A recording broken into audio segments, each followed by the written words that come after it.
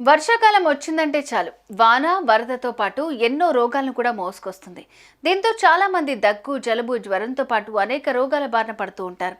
ప్రధానంగా ఇంట్లో ఉండే చిన్నపిల్లలు అస్వస్థతకు గురయ్యే ప్రమాదం ఉంటుంది. అయితే ఈ సీజన్లో రోగాల బారిన పడకుండా ఎలాంటి జాగ్రత్తలు తీసుకోవాలి, వైద్య నిపుణులు ఎలాంటి సూచనలు చేస్తున్నారో ఇప్పుడు తెలుసుకుందాం.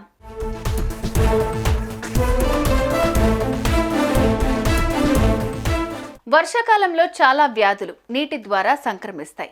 మీ శరీరం ఇన్ఫెక్షన్లకు గురవుతుందని, తద్వారా అంటువ్యాధులు, దీంతో ముందే జాగ్రత్తగా ఉండాల్సిన అవసరం ఎంతైనా ఉందని నిపుణులు చెప్తున్నారు.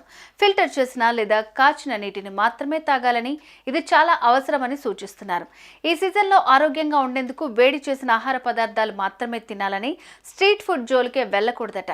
అపరిశుభ్రమైన పరిస్థితుల్లో తయారు చేయబడిన వంటకాలు తినడం ద్వారా వివిధ రకాల అంటువ్యాధులు సోకే ప్రమాదం ఉందని చెప్తున్నారు. ప్రధానంగా ఇంట్లోకి దోమలు రాకుండా చూసుకోవాలని, ఏమాత్రం నిర్లక్ష్యం చేసిన డెంగ్యూ, మలేరియా, టైఫాయిడ్, చికెన్ గున్యా వంటి వ్యాధులు వచ్చే అవకాశం ఉంటుందని సూచిస్తున్నారు నిపుణులు.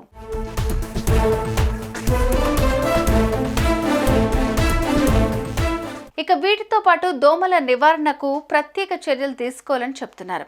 ఈ సీజన్లో ఆరోగ్యంగా ఉండాలంటే వ్యక్తిగత పరిశుభ్రత కూడా ఎంతో ముఖ్యమని, సబ్బు మరియు నీటితో మీ చేతులను క్రమం తప్పకుండా కడగాలని తెలియజేస్తున్నారు.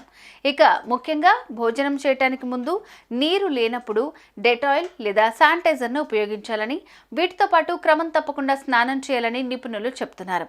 ఆరోగ్యం విషయంలో ఎలాంటి తేడా అనిపించినా అస్సలు ఆలస్యం చేయకుండా ముందుగా దగ్గరలోని వైద్యుని సంప్రదించాలని నిపుణులు సూచిస్తున్నారు.